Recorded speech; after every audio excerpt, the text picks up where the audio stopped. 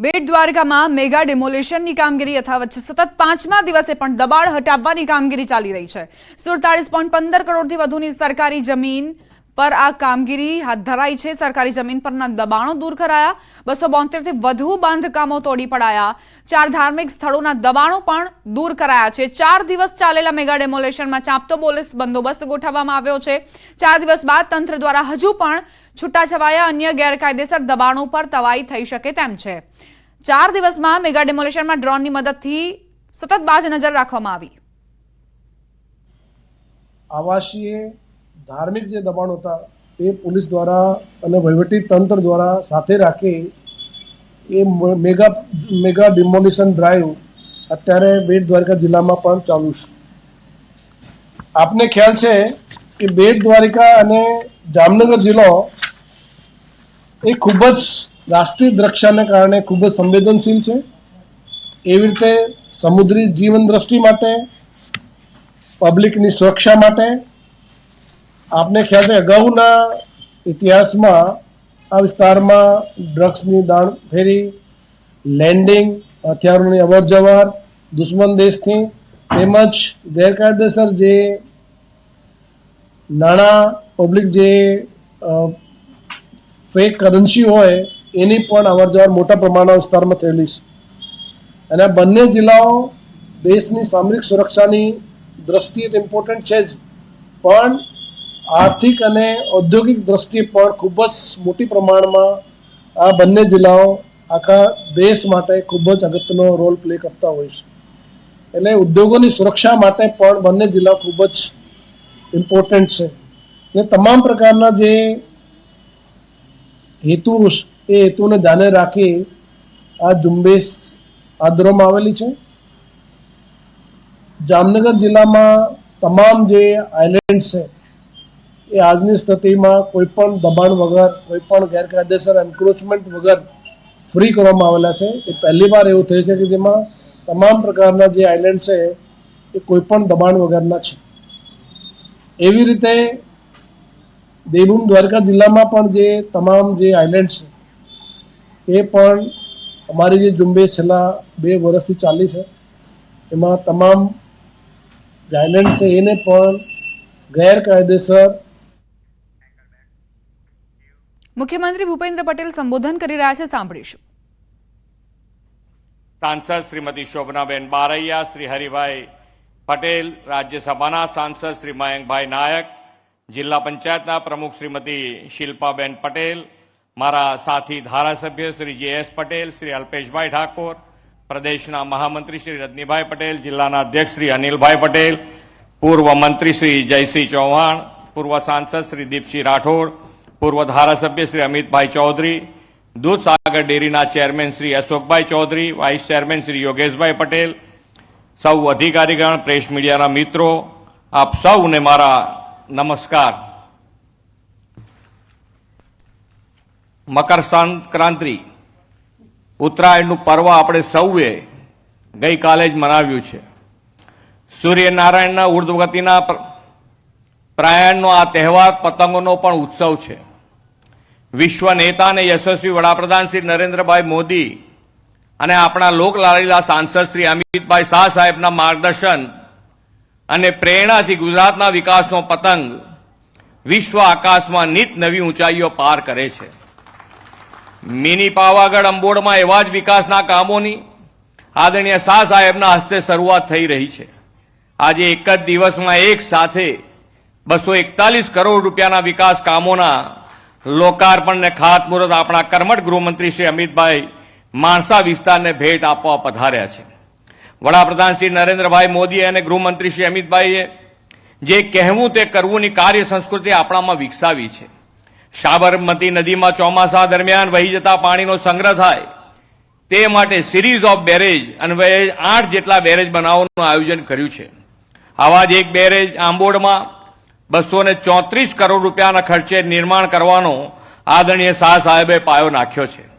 જે કહેવું તે કરવુંની કાર્ય સંસ્કૃતિ તેમના માર્ગદર્શનમાં આ સરકારે સાકાર કરી છે। મોદી સાહેબે જલશક્તિ, જનશક્તિ, ઉર્જા શક્તિ, જ્ઞાન શક્તિ અને રક્ષા શક્તિ એમ શક્તિ પંચામૃતના આધારે ગુજરાતની વિકાસની ઇમારત રચી છે. તેમણે જળશક્તિ અને જનશક્તિને જોડીને ગુજરાતને પાણીદાર રાજ્ય બનાવ્યું છે. છેલ્લા 23 વર્ષમાં રાજ્યમાં હજારો ચેકડેમ, બોરીબંધો, ખેત તલાવડી, ગામ તળાવ, સીમ તળાવ, જલ મંદિર જેવા જળ સંચયના કામોને લીધે કરોડો ઘન મીટર પાણીનો સંગ્રહ થયો છે. આપણે તેમના માર્ગદર્શનમાં જન ભાગીદારીથી સુજલામ સુફલામ જળ અભિયાન છેલ્લા 7 વર્ષથી હાથ ધર્યું છે અને પરિણામે 1,19,000 ઘનફૂટ જળ સંગ્રહની ક્ષમતા વધી છે. આના પરિણામે 1990 થી 2003 દરમિયાન ઉત્તર ગુજરાત વિસ્તારમાં ભૂગર્ભ જળ જે 20 મીટરથી લઈને 66 મીટર જેટલો ઊંડા ઉતર્યા હતા, જે હવે 5 મીટરથી માંડીને 8 મીટર જેટલા ઊંચા આવ્યા છે. ગુજરાતમાં 185 જેટલી નાની મોટી નદીઓ છે. આ નદીઓના પાણીનો શ્રેષ્ઠતમ ઉપયોગ થઈ શકે તે માટે રાજ્ય સરકાર સતત પ્રયત્નશીલ રહી છે. આજનો આ કાર્યક્રમ પણ એ દિશામાં વધુ એક કદમ છે. આદરણીય વડાપ્રધાન શ્રી નરેન્દ્રભાઈએ ઉત્તર ગુજરાતને ઉત્તમ ગુજરાત બનાવવાનો જે સંકલ્પ કર્યો હતો તેને આદરણીય શ્રી અમિતભાઈ આગળ ધપાવી રહ્યા છે. વડાપ્રધાન શ્રી અમૃતકાળમાં દરેક ગામોમાં અમૃત સરોવરનું નિર્માણ, તળાવોના નવીનીકરણથી જળ સંચય અને વરસાદી પાણીના સંગ્રહ માટે કેચ ધ રેઇનનો કોન્સેપ્ટ આપ્યો છે. આદરણીય અમિતભાઈ શાહ સાહેબે પણ તેમના જ મત વિસ્તારમાં જળ સંચય, જળ સંગ્રહના આ અભિયાનને વેગવંતું બનાવ્યું છે. ગાંધીનગર જિલ્લામાં જે 2800 કરોડથી વધુના વિકાસ કામોની ભેટ આપી છે, એમાં જળ સંચયને લગતા, પાણી પુરવઠાને લગતા સુધાર કરવા માટે 246 કરોડના કામોના તેમના માર્ગદર્શનમાં ચાલી રહ્યા છે. સમાચારોમાં આગળ વધીએ. રાજકોટમાં મારામારીનો વધુ એક બનાવ સામે આવ્યો છે. મવડી ઓવરબ્રિજ નીચે મારામારીની ઘટના બની. કોઈ કારણોસર યુવાનો વચ્ચે મારામારીની ઘટના બની છે. સમગ્ર ઘટનાનો વિડીયો સોશિયલ મીડિયામાં વાયરલ થયો છે. વાયરલ વિડીયોને લઈને માલવીયાનગર પોલીસ દ્વારા તપાસ હાથ ધરવામાં આવી છે. તો જ્યારે આ મારામારી થઈ રહી હતી ત્યારે એક વ્યક્તિએ પોતાના કેમેરામાંથી ઘટનાને કેદ કરી. કઈ રીતે આમને સામને બે જૂથ આવ્યા અને ત્યારબાદ મારામારી પર ઉતરી આવ્યા. આ યુવાનો બોલાચાલી કરતા પણ નજરે પડી રહ્યા છે. ઉગ્ર બોલાચાલી બાદ એકબીજાને માર મારતા નજરે પડ્યા છે. મવડી ઓવરબ્રિજ નીચે મારામારીની આ ઘટના બની છે. આ વિડીયો બાદ પોલીસ એક્શનમાં આવે અને તપાસ થાય તો આખી હકીકત સામે આવે કે આખરે બાબત કઈ હતી, કઈ વાતને લઈને વિવાદ છેડાયો કે આ યુવકો એકબીજાને માર મારવા પર ઉતરી આવ્યા. વાયરલ વિડીયોને લઈને માલવીયાનગર પોલીસ દ્વારા પણ તપાસ હાથ ધરવામાં આવી છે અને પોલીસની તપાસ બાદ હકીકત ખુલશે કે આ યુવકો બાખડે આખરે કેમ. ઓવરબ્રિજ નીચે જ મારામારી થઈ. આખા વિસ્તારમાં જે યુવકો આતંક મચાવી રહ્યા હતા તેમને લોકો જોતા રહ્યા, પણ કોઈએ હિંમત નહોતી કરી કે તેમને અટકાવી શકાય. કારણ કે જો કોઈ વ્યક્તિ અટકાવવા જાય તો આ યુવકો તેમને પણ મારવા લાગે તેવી સ્થિતિ સર્જન થઈ ચૂકી હતી. મારામારીનો વિડીયો જે ખૂબ વાયરલ થઈ રહ્યો છે સોશિયલ મીડિયામાં, પોલીસ તપાસ કરી રહી છે અને ત્યારબાદ આ યુવકો સામે કાર્યવાહી કરાશે. આખરે કેમ આ યુવકો વચ્ચે બોલાચાલી થઈ, શું વિવાદ હતો, કઈ અંગત અદાવત હતી તે હજુ સ્પષ્ટ નથી જાણી શકાયું. પરંતુ જે રીતે આ યુવકો આમને સામને આવ્યા, એકબીજાને માર મારી રહ્યા છે તે પરથી સ્પષ્ટ કહી શકાય કે કાયદો વ્યવસ્થાને લઈને તેમનામાં કોઈ જ ડર નથી. ભાવનગરના તળાજામાં અસામાજિક તત્વો બેફામ બન્યા છે. બાઇક પર જઈ રહેલા ભાઈ બહેન સાથે ગેરવર્તન, બહેનની છેડતી કરી ભાઈને ઢોર માર મરાયો. નશાની હાલતમાં ભાઈ બહેન પર હુમલો કરાયો. કારમાં સવાર 3 શખ્સો નશામાં હોવાનો આરોપ મુકાયો છે. તળાજા પોલીસ મથકમાં ફરિયાદ નોંધાઈ. યુવતી તળાજાની સરકારી હોસ્પિટલમાં સારવાર હેઠળ છે. ગૃહમંત્રી અમિત શાહ સંબોધન કરી રહ્યા છે, સાંભળીશું. રાજ્ય સરકારના સૌ મંત્રીગણ, ધારાસભ્યશ્રીઓ, અહીંના સ્થાનિક સંસદ સભ્ય શ્રીમાન હરિભાઈ, સ્થાનિક ધારાસભ્ય શ્રી જે.એસ. પટેલ અને આજે આ કાર્યક્રમમાં પેન્ડલ કરતા પેન્ડલની બહાર તડકામાં બેઠેલા સૌ આજુબાજુના ગામના ભાઈઓ બહેનોને મારા નમસ્કાર, રામ રામ. સૌથી પહેલા તો આવામાં અનિવાર્ય કારણોથી મોડું થયું એટલા માટે આપ સૌનો હું હાથ જોડીને ક્ષમા માંગુ છું. ભાઈઓ બહેનો, આજે અનેકવિધ કામોના લોકાર્પણ, ખાતમુહૂર્ત, લગભગ માણસા તાલુકામાં 241 કરોડ રૂપિયાના લોકાર્પણ ને ખાતમુહૂર્ત થયા. ભૂપેન્દ્રભાઈ અને કુંવરજીભાઈ એની વિગતે બધી વાત કરી, શું શું ફાયદા થશે.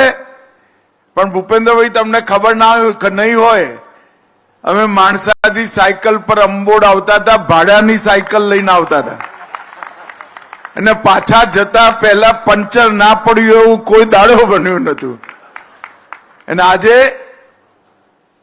માણસાથી હું અહીં આવ્યો, રોડ પર ચકમકતો રોડ, મેં જ ભૂમિપૂજન કર્યું હતું, માનું ભવ્ય મંદિર, અને હવે અહીંયા મોટું તળાવ સરોવર બનશે. ભૂપેન્દ્રભાઈ, માણસાના વતની તરીકે તમારો હૃદયપૂર્વક ખૂબ ખૂબ આભાર માનું છું. ભાઈઓ બહેનો, અંબોડનું તીર્થ, કાળી માતાનું મંદિર, ન જાણે કેટલાય સૈકાઓથી મેં મારા દાદા જોડેથી વાત સાંભળેલી. લોકો કહે છે કે 500-550 વર્ષ પહેલા મંદિર બનેલું. આ મંદિર આસપાસના સૌ લોકોના મનનું શ્રદ્ધાનું કેન્દ્ર છે. થોડા સમય પહેલા મેં કહ્યું હતું કે આ મંદિરનો જીર્ણોદ્ધાર, યાત્રાધામ, પવિત્ર યાત્રાધામ બોર્ડ કરે. સુંદર મંદિર બન્યું. તમે સુંદર બેરેજ પણ બનાવો છો, પણ મુખ્યમંત્રીજી, મારી એક વિનંતી છે, બેરેજને 1 કિલોમીટર અંબોડથી આગળ લઈ જાઓ તો અહીં સરોવર પણ બની જાય. અને આ અંબોડની આગળ માના આંગણમાં 12 મહિના પાણી ભરેલું રહે, અંદર બાળકો બોટિંગ કરતા હોય, લોકોને આઉટિંગની વ્યવસ્થા હોય, અને સાંજે માની આરતી એ થતી હોય. આવું એક સુંદર ધામ અહીં આગળ બની જાય. નરેન્દ્રભાઈએ ગુજરાતના મુખ્યમંત્રી બન્યા પછી તરસ્યા ગુજરાતની તરસ छिपावવાનું કામ કર્યું. મને બરોબર યાદ છે, હું 97માં ધારાસભ્ય બન્યો, પહેલી બાર વિધાનસભામાં ગયો. ઉત્તર ગુજરાતના બધા ધારાસભ્યો એક અવાજે અમારા ત્યાંથી બોરવેલ બનાવવાની પરમિશન આપો એની માંગ કરતા હતા. નથી મળતી, કારણ કે ડાર્ક ઝોન થયું. 1200 ફૂટ ઊંડું પાણી ગયું હતું. ખેડૂતો બોરવેલ માં પાણી કાઢે તો પહેલા ટાઢું કરવું પડે, પછી ખેતરમાં નાખી શકે, નહીં તો પાક હરગી જાય. આ આખી પરિસ્થિતિ બદલવાનો વિચાર, જેની છાતી કાચી પૂચી હોય ને ભાઈ, એને આવે જ નહીં. અને નરેન્દ્રભાઈએ કચ્છ હોય, સૌરાષ્ટ્ર હોય કે ઉત્તર ગુજરાત હોય, ગાંધીનગરથી ડીસા સુધીનું આપણો ઉત્તર ગુજરાત, આ દરેક જગ્યાએ પાણીના તર ઊંચા લાવવાનું કામ કર્યું. સૌથી પહેલા નર્મદા યોજના પૂરી કરી. કોંગ્રેસે નાખેલા બધા અડંગાઓને સંઘર્ષ કરી મોદી સાહેબે પાર કર્યા. અને નસીબ જુઓ, જાણે ભગવાને નક્કી કર્યું હોય, ભાઈ તારા હાથે જ થશે. વડાપ્રધાન બન્યા અને દરવાજા પણ નાખવાનું કામ પૂરું થઈ ગયું, અને આજે નર્મદાનું નીર ઘેર ઘેર પહોંચ્યું. ભરૂચથી લઈ ખાવડા સુધી, વાયા સુરેન્દ્રનગર, વાયા અમદાવાદ જિલ્લો, કેનાલ પહોંચાડવાનું કામ પૂરું થયું. વરસાદમાં વહી જતું પાણી ગુજરાતના 9000 થી વધુ તળાવોમાં નાખ્યું, અને એના પછી એ પાણી વરસાદમાં વહી જતું હતું, વરસાદનું પાણી વહી જતું હતું. સૌની યોજના કરી સૌરાષ્ટ્રના ગામડે ગામડે પાણી પહોંચાડવાનું કામ આપણા નેતા નરેન્દ્ર મોદીએ કર્યું.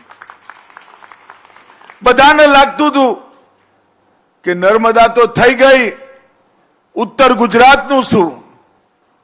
એમને સુજલામ સુફલામ કડાણાથી કાઢી ડીસા સુધી પહોંચાડી, દરિયામાં જતું, ખંભાતના અખાતમાં જતું પાણી વારી આપણા પાણીના તર ઊંચા લાયા. નર્મદાનું વધારાનું પાણી માણસાને એના આસપાસના 14 તળાવોની જેમ 9,000 તળાવોમાં નાખવાની શરૂઆત કરી.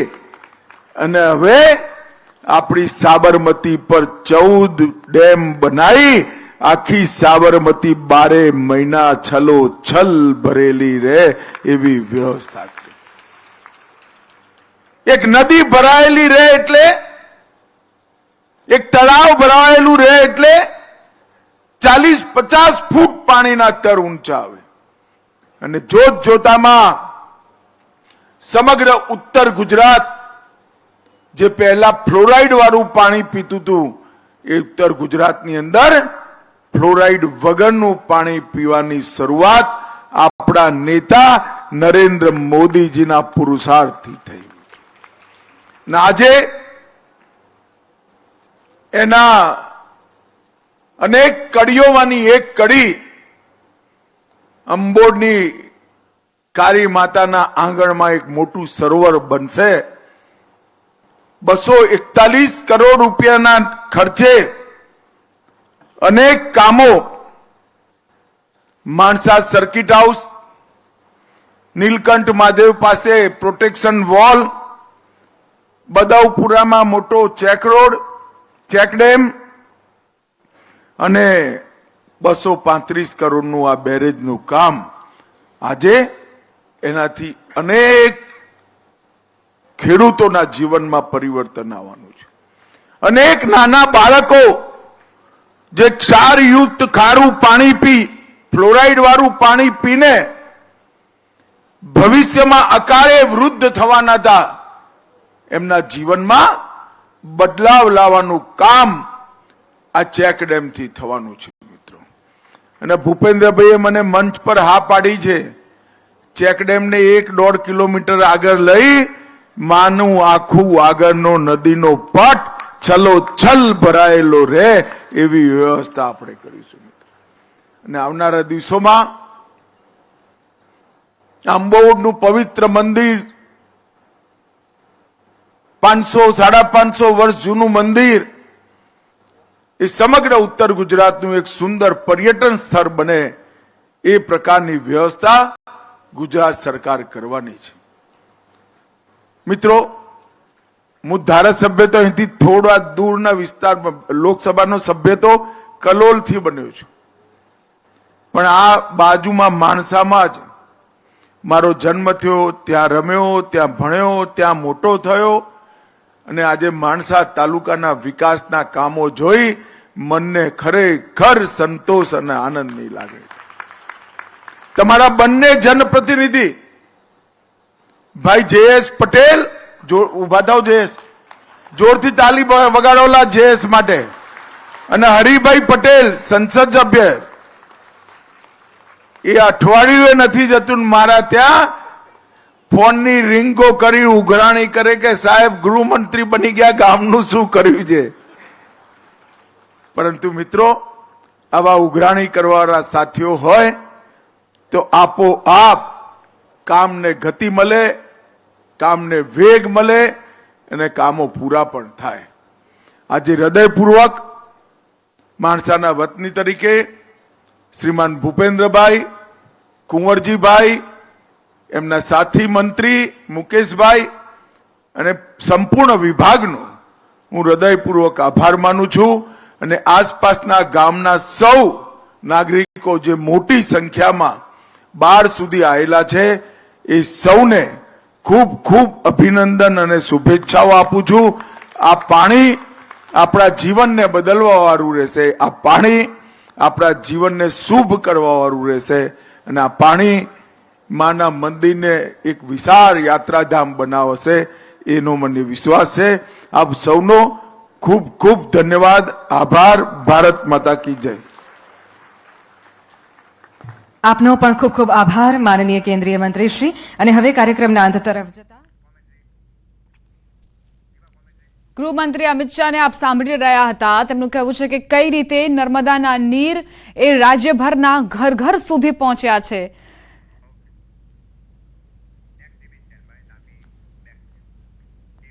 સમાચારોમાં આગળ વધીએ. તાપીથી સમાચાર. વાલોડમાં બાજીપુરા ચોકડી પાસે અકસ્માત સર્જાયો. કાર પલટી ગયા બાદ ધડાકા સાથે આગ લાગી. કારમાં સળગી જતા ચાલકનું મોત નીપજ્યું. કાર ચાલકે સ્ટેરિંગ પરથી કાબુ ગુમાવતા કાર ડિવાઈડર પર ચડી અને પલટી ખાઈ ગઈ. કાર પલટી જતા એકાએક ભડાકા સાથે કાર સળગી. રાત્રિના 3 વાગ્યાના આસપાસ આ ઘટના બની હતી. કઈ રીતે કારનો કચ્ચર ઘાણ વળી ગયો છે તેની તસવીરો જુઓ. કાર સળગી જતા જ ચાલકનું મોત નીપજ્યું છે. બાજીપુરા ચોકડી પાસે અચાનક જ કાર પલટી ખાઈ ગઈ અને ત્યારબાદ તેમાં આગ લાગી. વલસાડના પારડીની સંસ્કૃત શાળામાં આગ લાગી. મોડી રાત્રે આગની ઘટના બની. ઋષિકુમારોનું વેકેશન હોવાથી મોટી દુર્ઘટના ટળી છે.